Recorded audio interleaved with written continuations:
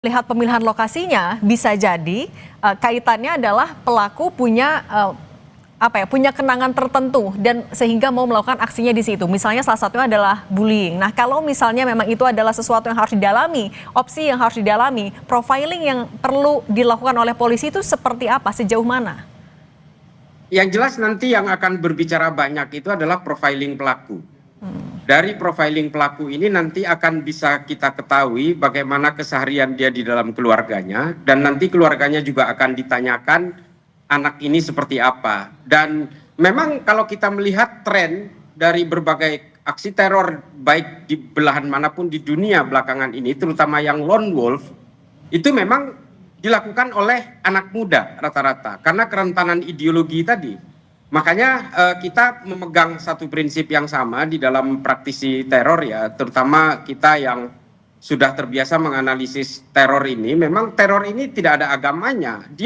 Semua orang memiliki kerentanan yang sama dalam hal ini ya, terutama dengan adanya keterbukaan dari media sosial dan berbagai media lainnya. Semua orang bisa membuat bom lewat YouTube, lewat tutorial yang tersedia di mana-mana, di Telegram dan sebagainya. Itu bisa dilakukan oleh siapa saja, terutama dilakukan oleh orang-orang yang merasa memiliki kekecewaan ideologis atau dia punya rasa dendam terhadap situs-situs tertentu. Nah, apalagi kalau kita melihat simbol-simbol yang ada di dalam airsoft gun-nya anak ini, sepertinya anak ini punya wawasan yang luas untuk bisa tahu tentang Trenton, tentang Bisone, tentang berbagai hal, misalnya 14 words dan sebagainya. Artinya anak ini punya ketertarikan tersendiri terhadap berbagai aksi-aksi teror, baik itu yang dilakukan oleh kanan maupun kiri, dan ini yang akhirnya terjadi gitu. Nah, dari sini ini menjadi pelajaran setidaknya bagi kita semua bahwa sangat penting untuk melakukan pengawasan terhadap ketertarikan seorang anak di dalam keluarganya, bahwa ini tidak boleh dibiarkan, dan hal-hal seperti ini menjadi anomali di dalam terorisme.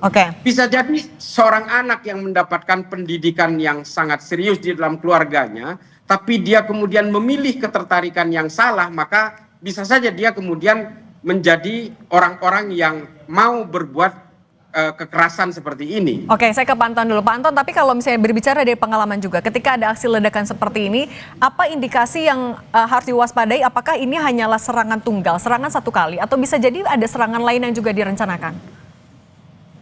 Kita belum bisa menentukan secara pasti, apalagi tim Jihandak ini kan setelah melakukan isolasi dan pengamanan Handak ini kan harus membuat laporan.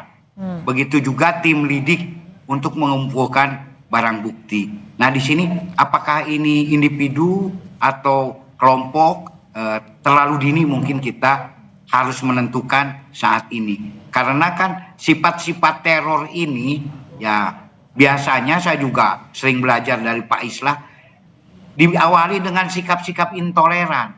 Nah, ketika sikap-sikap intoleran ini sudah terlihat muncul, nah biasanya ada kelompok-kelompok yang ingin memanfaatkan. Nah, ini saya takut dia sudah terdeteksi intolerannya itu begitu tinggi, rasa kebenciannya begitu tinggi, rasa dendamnya begitu tinggi, baik terhadap individu, kelompok lain-lain, masuklah kelompok-kelompok tertentu sehingga ini bisa juga dijadikan alat. Kenapa saya katakan demikian? Karena memang bisa saja membuat bom molotov ini bisa siapa saja, tapi untuk bisa meledak dan bisa aktif dengan baik, kan ini pun juga perlu ada bimbingan, perlu ada mentor.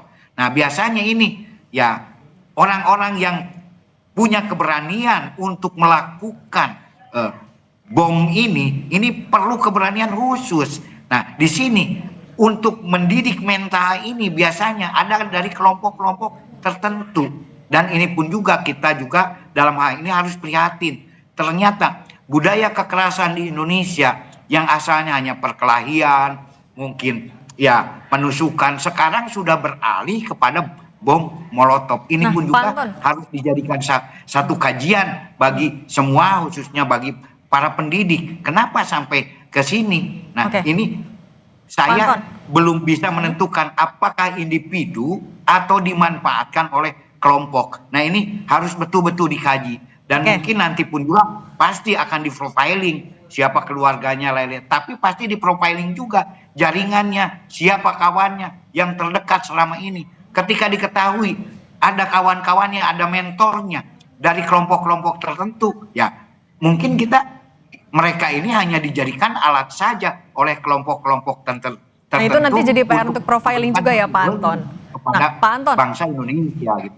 tapi kalau melihat barang bukti lain kan ada mainan, senjata mainan, kemudian ada juga bom molotov. Ini kenapa masih harus membawa mainan senjata ini? Apa pesannya sebenarnya mau ditunjukkan juga oleh pelaku di lokasi?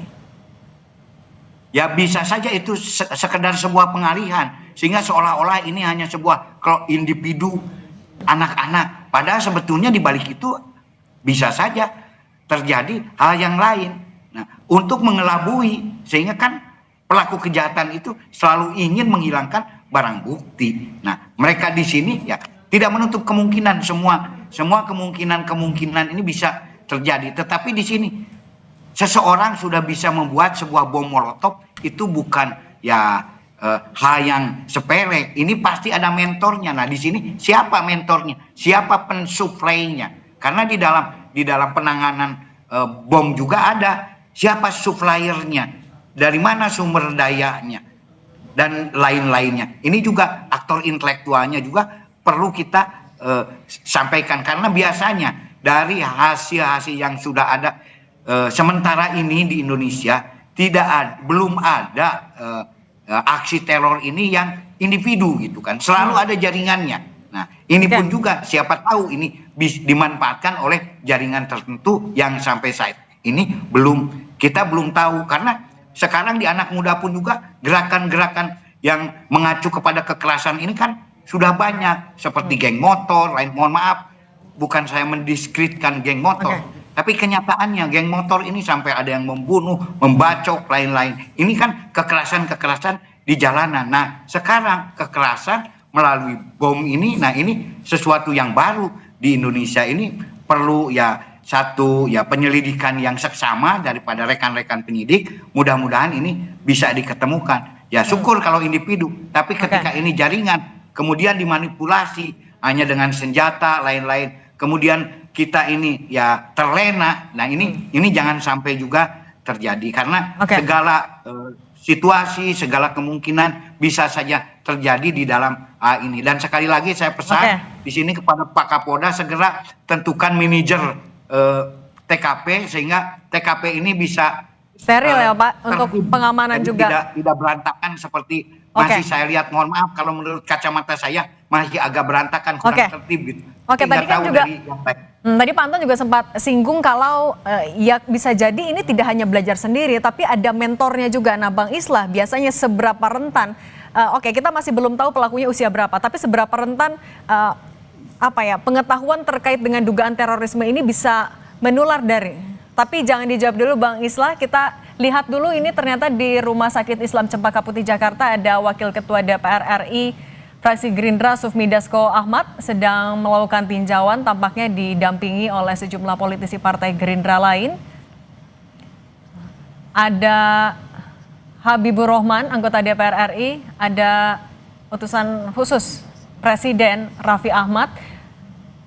Sufmi Dasko Ahmad menjadi salah satu pejabat publik yang melakukan kunjungan ke Rumah Sakit Islam Cempaka Putih melihat langsung penanganan kepada 27 korban yang dirawat di sana. Dari 55 orang korban yang disebutkan seluruhnya berjenis kelamin laki-laki dan mayoritas berasal dari kelas 10.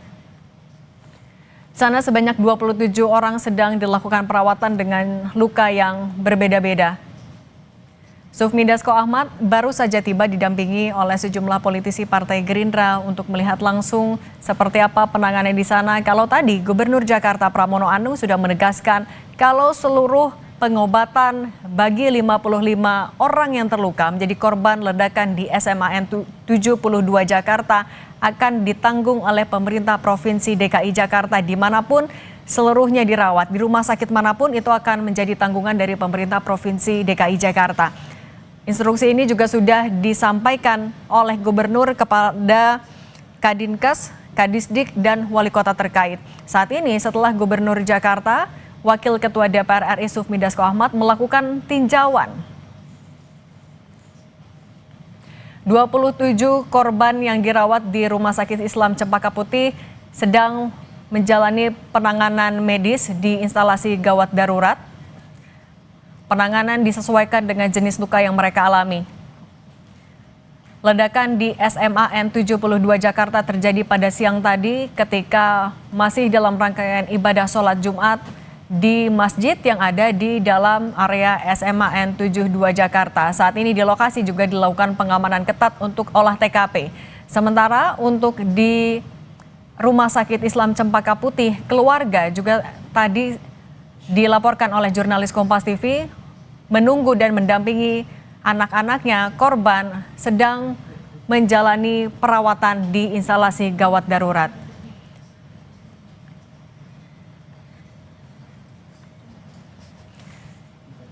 Kita lanjutkan lagi ke Bang Islah. Bang Islah, tadi pertanyaannya sebenarnya seberapa rentan informasi ataupun juga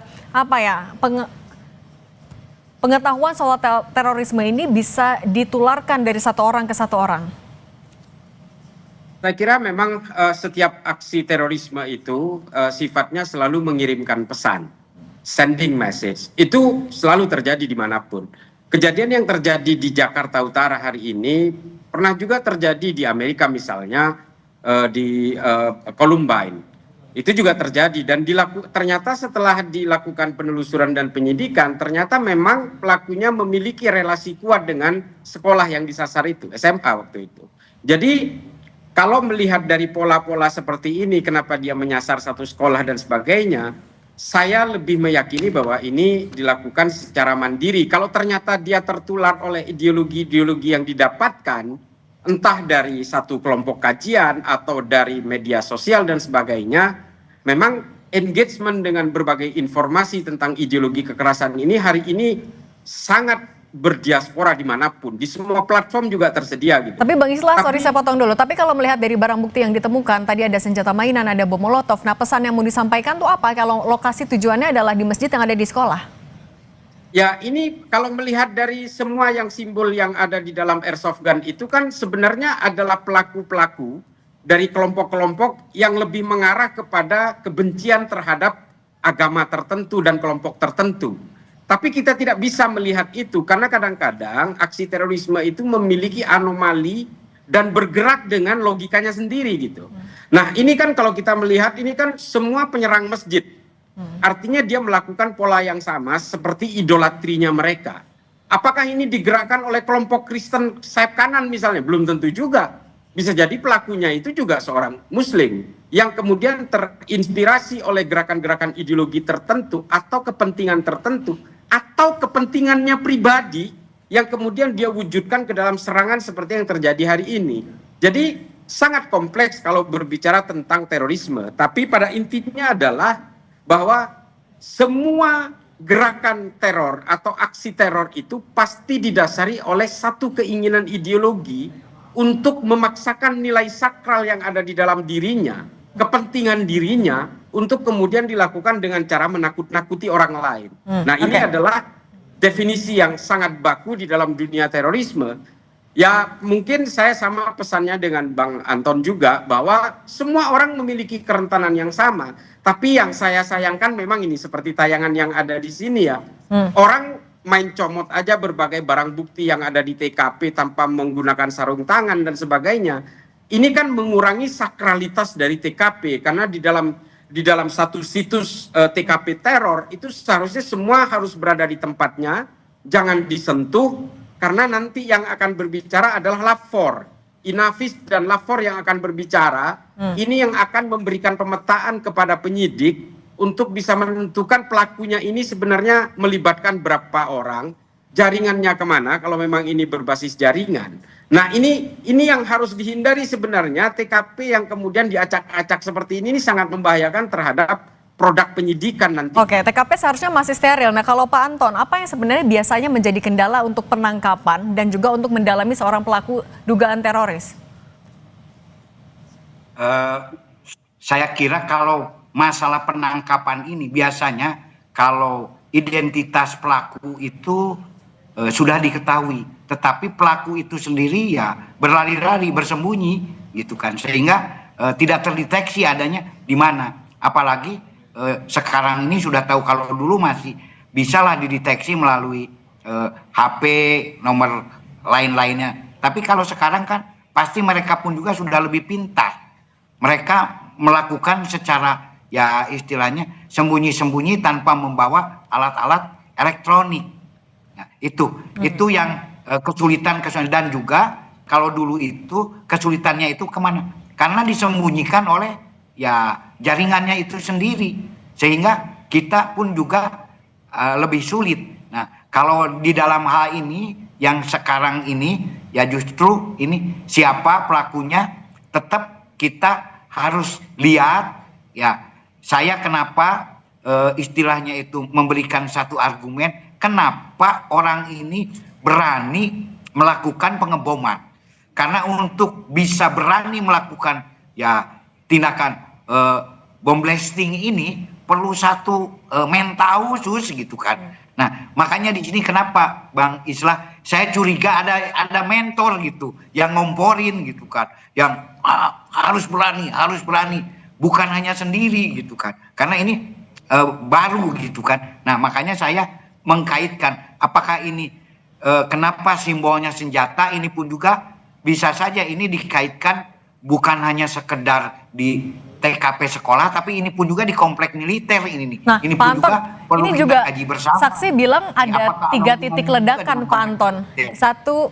Satu di dalam masjid, 2 di luar. Itu kalau dari keterangan saksi. Ini juga apa yang bisa dibaca dari temuan ini? Ya memang mereka ingin menakut-nakuti tetapi secara sporadis. Nah, apabila ini justru tadi saya sampaikan, tolong TKP segera diisolasi karena yang ditakutkan itu secondary device gitu kan. Ada ledakan kedua yang mungkin saja bisa saja melalui remote atau semi remote, melalui robot yang tidak terdeteksi oleh tim jihandak. Nah, justru ini lebih apa? Ya, urgent ya, Pak? Lebih berbahaya karena bukan hanya di dalam tapi ada di luar. Makanya betul-betul saya tadi menitik beratkan karena saya tadi betul kata Bang Islah, semua ya istilahnya itu penangkapan pelaku diawali dengan pengolahan TKP yang cermat, layak, benar, sesuai dengan situasi dan kondisi. Nah, apalagi tadi ada TKP dulu, bisa saja nanti 100 meter dari sana. Apa mungkin tim jihandak bisa mendeteksi 100 meter dari sana? Nah, itu kan, makanya tadi sterilisasi jadi PR yang sekarang harus dilakukan. Sebentar Pak Anton, saya ke Bang Islah dulu. Bang Islah, ketika ini dilakukan di sekolah, banyak korbannya adalah anak-anak. Sekarang fokus dari tim gabungan artinya harus apa nih sekarang? Yang jelas dari pihak yang sedang melakukan olah TKP akan ngecek surrounding area ya. Pertama pasti mereka akan ngecek CCTV dulu. Originnya akan ditarik mundur, dari mana anak ini datang, bagaimana gesturnya anak-anak ini ketika sebelum melakukan peledakan. Kemudian ditarik mundur sampai ke radius manapun, sampai the real originnya, dari sumbernya. Dia berangkat dari rumah mana, berapa orang dia berangkat.